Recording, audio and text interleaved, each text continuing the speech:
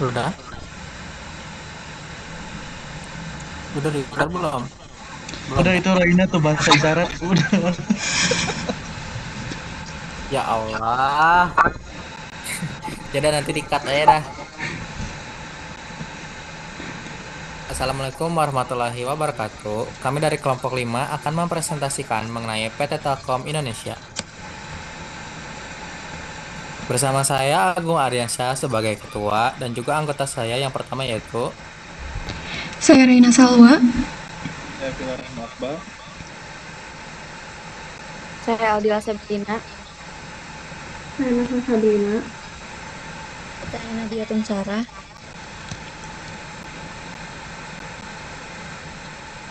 PT Telkom Indonesia Tbk.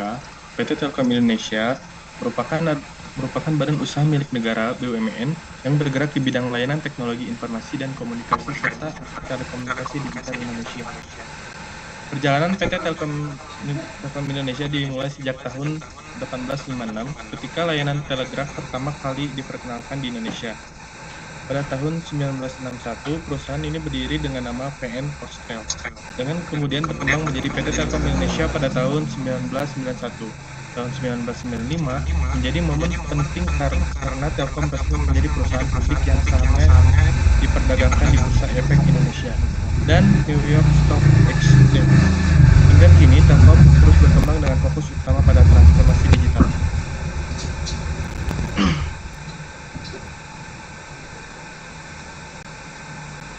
Alasan memilih PT Telkom Indonesia Tbk sebagai objek analisis: yang pertama, peran strategis di industri telekomunikasi; yang kedua, dampak sosial dan ekonomi; yang ketiga, ketersediaan data.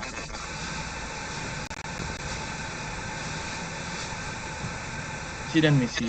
Visi menjadi perusahaan telekomunikasi digital terkemuka di dunia yang memberikan nilai tambah terbaik bagi para pemangku kepentingan.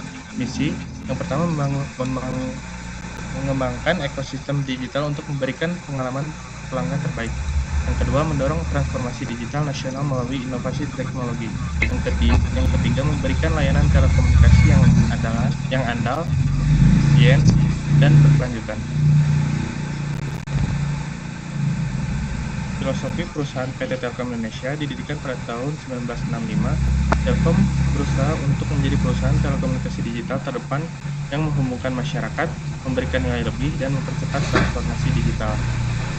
Filosofi ini mencakup komitmen untuk mendigitalisasi berbagai sektor kehidupan, mendorong inovasi, dan menghadirkan solusi teknologi yang bermanfaat bagi masyarakat dan negara. Beberapa nilai utama yang dipegang oleh Telkom adalah nilai inovasi, kualitas, integritas, kepedulian, dan kolaborasi.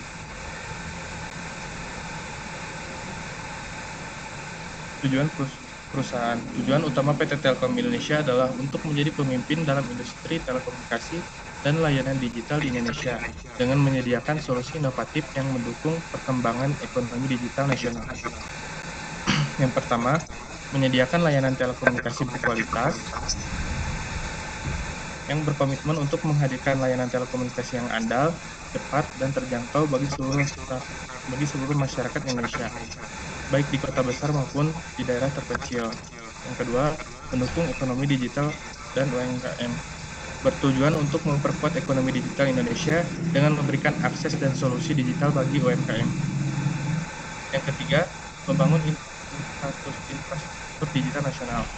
Dengan tujuan utama Telkom adalah membangun dan mengembangkan infrastruktur telekomunikasi yang canggih seperti jaringan fiber optik dan senter, serta layanan 5G, guna meningkatkan konektivitas di seluruh Indonesia.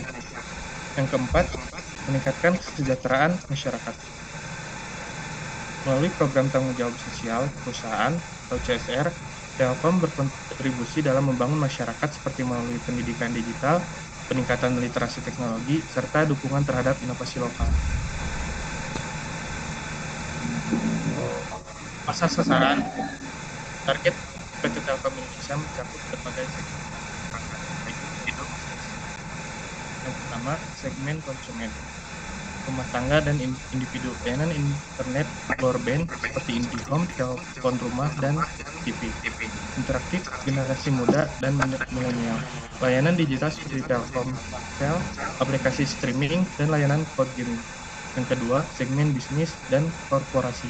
UMKM seperti usaha mikro, kecil dan menengah, layanan digital cloud and e-commerce melalui pasti digital dan My IndiHome. Yang ketiga, segmen pemerintahan, instansi pemerintah, BUMN, infrastruktur jaringan, pasti layanan keamanan cyber, serta komunikasi data untuk pelayanan publik. Pasar sasaran Telkom Indonesia terus berkembang dengan fokus pada digitalisasi dan inovasi teknologi untuk memenuhi kebutuhan pelanggan di berbagai segmen. Baik, berikutnya yaitu industri, di mana PT Telkom Indonesia merupakan perusahaan yang bergerak di industri telekomunikasi dan teknologi informasi. Sektor industri yang dijalankan oleh Telkom Indonesia yaitu yang pertama industri telekomunikasi. Terdapat layanan internet dan juga broadband seperti IndiHome, jaringan fiber optik nasional. Kemudian terdapat layanan seluler seperti Telkomsel, operator seluler terbesar di Indonesia menyediakan layanan 4G dan 5G. Kemudian terdapat jaringan infrastruktur di mana mengelola jaringan fiber optik, satelit komunikasi, menara telekomunikasi, dan sistem kabel bawah laut. Yang kedua yaitu industri teknologi digital dan IT solution. Cloud computing dan data center menyediakan layanan cloud dan pusat data untuk bisnis dan pemerintah. Kemudian terdapat big data dan AI, menganalisis dan mengelola data dalam jumlah besar dengan kecerdasan buatan atau AI. Yang ketiga yaitu keamanan cyber menawarkan layanan perlindungan data dan jaringan ancaman cyber. Poin berikutnya yaitu yang ketiga industri media dan hiburan digital seperti IndiHome TV, IPTV, Maxstream, USTV, video, pemasaran digital, dan iklan. Yang keempat yaitu industri layanan untuk bisnis dan pemerintah seperti Enterprise Solution, Smart City dan Government, Fintech, dan Digital Payment. Yang kelima yaitu transformasi digital Telkom Indonesia. Telkom Indonesia bertransformasi menjadi digital telco company yang tidak hanya sebagai penyedia layanan telekomunikasi tetapi juga sebagai pemain utama dalam pengembangan ekosistem digital di Indonesia. Perusahaan ini berinvestasi dalam teknologi terbaru seperti 5G, AI, IoT, blockchain, dan cloud computing untuk mendukung percepatan digitalisasi nasional. Dengan peran strategisnya, Telkom Indonesia tidak hanya menjadi pemimpin di industri telekomunikasi, tetapi juga berkontribusi dalam membangun ekonomi digital Indonesia. Yang berikutnya yaitu struktur hukum. Yang pertama yaitu badan hukum berupa perseroan terbatas atau terbuka, atau PT TBK. PT Telkom Indonesia merupakan badan usaha milik negara atau BUMN yang berbentuk perseroan terbatas. Telkom memiliki struktur badan hukum yang diatur oleh Undang-Undang Nomor 40 Tahun 2007 tentang perseroan terbatas. Yang kedua, berstatus sebagai BUMN. Telkom tunduk pada Undang-Undang Nomor 19 Tahun 2003 tentang Badan Usaha Milik Negara. Pemerintah merupakan pemegang saham mayoritas Telkom, yang artinya pemerintah memiliki kendali penuh dalam pengambilan keputusan. Yang ketiga, sebagai perusahaan terbuka, merupakan PT yang sahamnya diperdagangkan di Bursa Efek Indonesia. Telkom juga tunduk pada peraturan yang ditetapkan oleh OJK, termasuk peraturan tentang tata kelola perusahaan yang baik. Yang keempat yaitu struktur organisasi. Terdiri dari Dewan Komisaris dan Direksi. Dewan Komisaris bertanggung jawab penuh untuk memastikan kinerja direksi dan memastikan bahwa perusahaan berjalan sesuai dengan SIGI. Yang kelima yaitu tata kelola perusahaan. Telkom menerapkan prinsip GCG yang mencakup transparansi, akuntabilitas, tanggung jawab, independensi, dan memastikan keberlanjutan bisnis. Poin berikutnya yaitu analisis lingkungan perusahaan di bidang sumber daya alam. Yang pertama yaitu sumber daya alam yang digunakan oleh PT Telkom Indonesia, yaitu logam dan mineral. Digunakan dalam pembuatan perangkat telekomunikasi seperti kabel serat optik, menara pemancar, dan perangkat elektronik lainnya. Yang kedua yaitu listrik dan energi. Operasional jaringan telekomunikasi membutuhkan listrik dalam jumlah besar, terutama untuk data center, base transceiver station atau BTS, dan perangkat lainnya. Energi ini berasal dari berbagai sumber termasuk bahan bakar fosil dan energi terbarukan.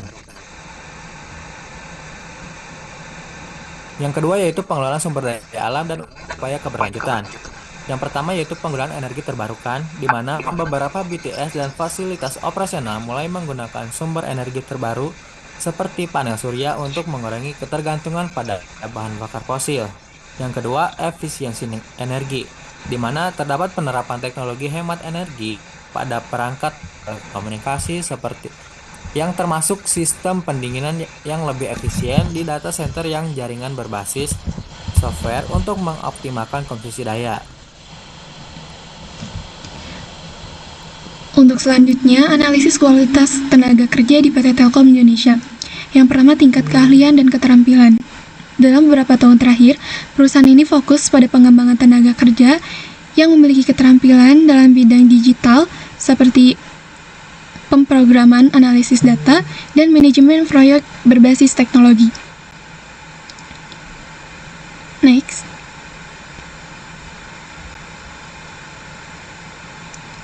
Yang kedua, jumlah tenaga kerja yang diperlukan.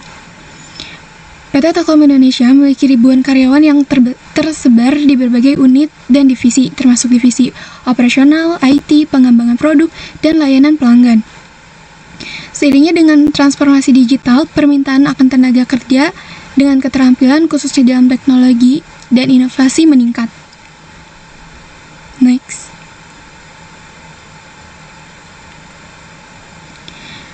Kebijakan pengembangan sumber daya manusia di PT Telkom Indonesia.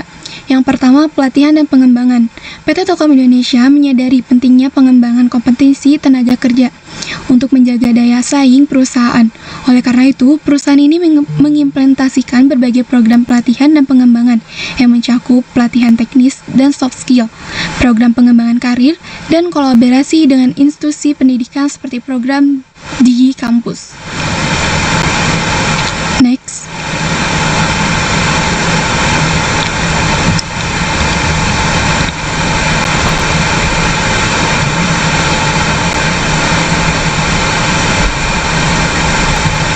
Yang kedua, perekrutan. Beberapa hal yang menjadi fokus dalam proses perekrutan adalah seleksi berdasarkan kompetensi, program perekrutan terarah, dan penerimaan berbasis inovasi. Yang ketiga, retensi tenaga kerja. Retensi menjadi fokus penting bagi PT Telkom Indonesia untuk mempertahankan karyawan terbaik dan memastikan mereka tetap termotivasi dan berkembang di dalam perusahaan. Di antaranya yaitu kesejahteraan karyawan, penghargaan dan pengakuan, fleksibilitas kerja, dan pemberian kesempatan untuk berkembang. Next.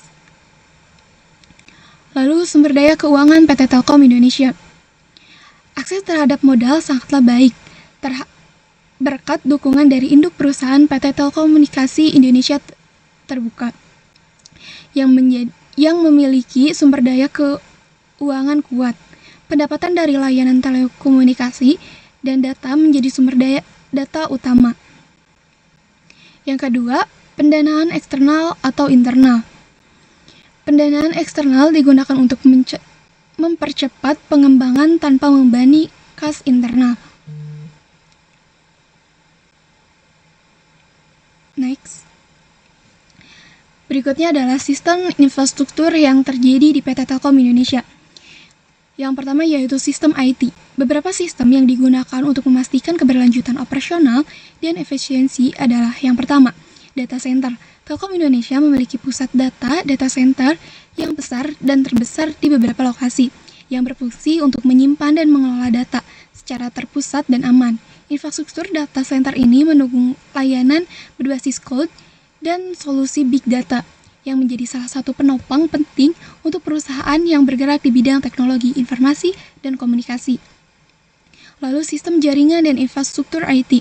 Infrastruktur IT PT Telkom Indonesia juga meliputi sistem jaringan fiber, optik, dan data center yang canggih untuk mendukung layanan internet dan komunikasi lainnya.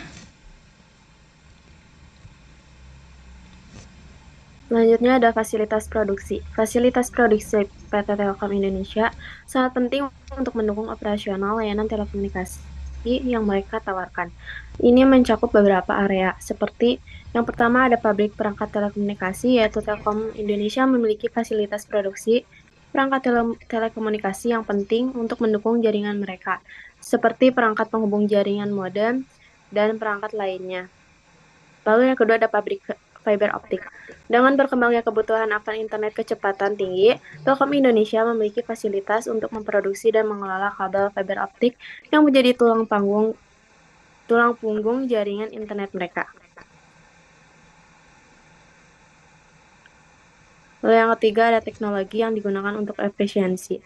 PT Telkom Indonesia menggunakan berbagai teknologi untuk memastikan efisiensi operasional, meningkatkan kualitas layanan antara lain, yaitu yang pertama ada 5G teknologi, yang kedua IoT. Next. Lalu di sini ada inovasi teknologi di PT Telkom Indonesia sebagai berikut. Yang pertama ada kecerdasan buatan AI, yaitu Telkom mengembangkan solusi AI untuk meningkatkan efisiensi dan keamanan operasional. Yang kedua penggunaan chatbot berbasis AI yang memanfaatkan model bahasa besar atau LLM untuk meningkatkan layanan pelanggan. Yang ketiga, AI membantu dalam analisis data dan pengambilan keputusan yang lebih cepat. Lalu yang kedua, peningkatan efisiensi. Yang pertama ada teknologi AI dan cloud. Terus yang kedua ada otomatisasi proses bisnis. Next.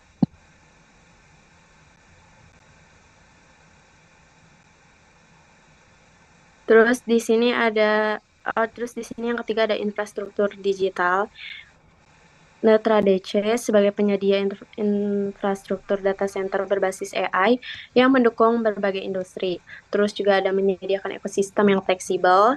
Lalu ada infrastruktur yang mampu mengakomodasi kebutuhan AI menjadi kunci keberhasilan transformasi digital. Terus yang keempat, adaptasi terhadap perubahan pasar. Memungkinkan perusahaan untuk lebih responsif terhadap kebutuhan konsumen yang terus berubah. Terus juga ada meningkatkan daya saing di pasar yang semakin kompetitif. Sini ada strategi Telkom dalam membangun nilai dan loyalitas pelanggan. Sebagai perusahaan telekomunikasi dan digital terbesar di Indonesia, PT Telkom Indonesia membangun nilai kepuasan dan loyalitas pelanggan melalui berbagai cara. Yang pertama ada fokus pelanggan, terus yang kedua ada inovasi teknologi, yang ketiga responsif terhadap keluhan, yang keempat jangkauan luas, dan yang terakhir ada layanan beragam. Next. Terus jenis pelanggan Telkom Indonesia dan strategi pendapatan. Yang pertama ada pelanggan eksternal atau B2C individu, konsumen perorangan penggunaan layanan Telkomsel atau IndiHome, dan produk lainnya. Terus juga yang kedua ada pelanggan eksternal atau B2B atau B26, korporat dan pemerintah, perusahaan dan instansi pemerintah yang membutuhkan solusi digital dan konektivitas skala besar.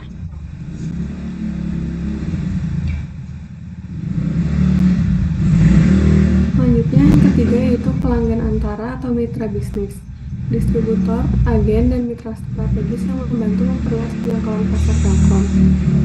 Yang keempat, pelanggan internal atau karyawan. Karyawan sebagai pengguna layanan internal dan penggerak utama kualitas layanan eksternal. Next. Selanjutnya, Customer Relationship Management atau CRM PT Telkom Indonesia. Yang pertama itu menarik pelanggan baru. PT Telkom memanfaatkan kampanye digital marketing melalui media sosial dan platform digital seperti My IndiHome. Selanjutnya mempertahankan pelanggan. Telkom menggunakan layanan 24/7 seperti call center, live chat, dan aplikasi My IndiHome. Selanjutnya menumbuhkan loyalitas pelanggan. Telkom memberikan program loyalitas seperti Telkom Point, di mana pelanggan mendapatkan poin yang bisa ditukar dengan berbagai hadiah. Next.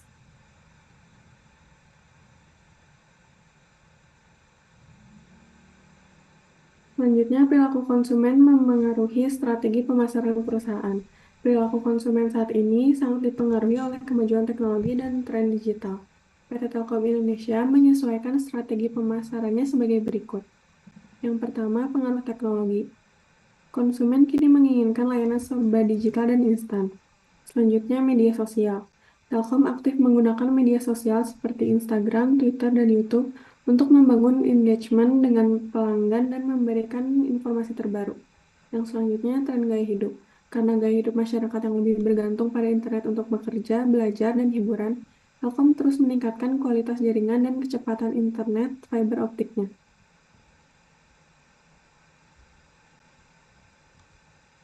Selanjutnya, pesaing utama PT Telkom Indonesia di berbagai segmen pasar, yaitu yang pertama ada Indosat Ooredoo. Produknya ada layanan seluler seperti IM3 Ooredoo dan Tri. Posisi pasarnya merupakan salah satu pemain besar di pasar seluler Indonesia. Kekuatannya, jaringan seluler yang luas, penawaran paket data yang kompetitif, dan basis pelanggan yang besar.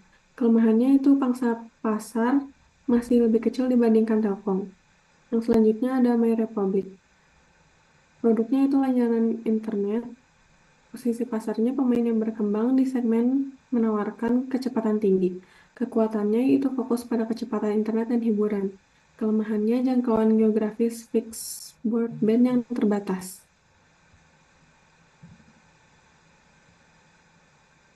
Yang selanjutnya ada PT Telkom Indonesia. Dengan infrastruktur yang luas, skala ekonomi yang besar, Telkom berupaya menawarkan layanan yang kompetitif secara harga di berbagai segmen. Selanjutnya Indosat Ooredoo. Kepemimpinan biaya yaitu menawarkan paket data yang kompetitif dan agresif untuk menarik pelanggan seluler. Next.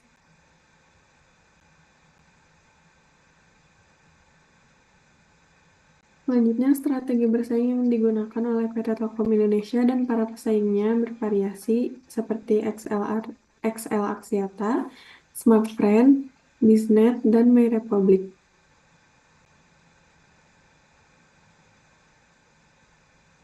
Selanjutnya, Porter 5 Forecast adalah alat analisis yang digunakan untuk memahami dinamika pesaing dalam suatu industri. Berikut adalah contoh ulasan singkat mengenai masing-masing kekuatan. Yang pertama, ancaman pendatang baru. Yang kedua, kekuatan tawar-menawar pemasok. Ketiga, kekuatan tawar-menawar pembeli. Keempat, ancaman produk substitusi. Dan yang terakhir, persaingan antar kompetitor. Next. Analisis mengenai asumsi tujuan masa depan pesaing dan bagaimana respon PT Telkom Indonesia terhadap potensi pergerakan tersebut.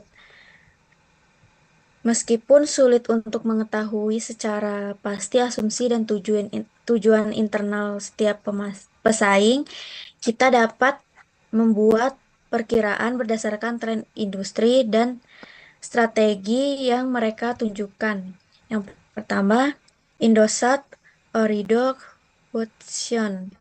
Asumsi pasar telekomunikasi akan terus tumbuh terutama di segmen data dan layanan digital. Tujuannya menjadi pemain yang lebih kuat di pasar seluler dan fixed broadband, meningkatkan pasang pasar, dan menawarkan layanan digital yang inovatif. Kedua, XL Axiata. Asumsi permintaan akan data berkualitas tinggi akan terus meningkat, terutama di kalangan generasi muda. Tujuannya memperkuat posisi sebagai penyedia layanan data terkemuka, meningkatkan loyalitas pelanggan, dan mengembangkan layanan digital baru. Next. Ketiga, Smartfren. Asumsi segmen pasar yang sensitif terhadap harga yang tetap signifikan.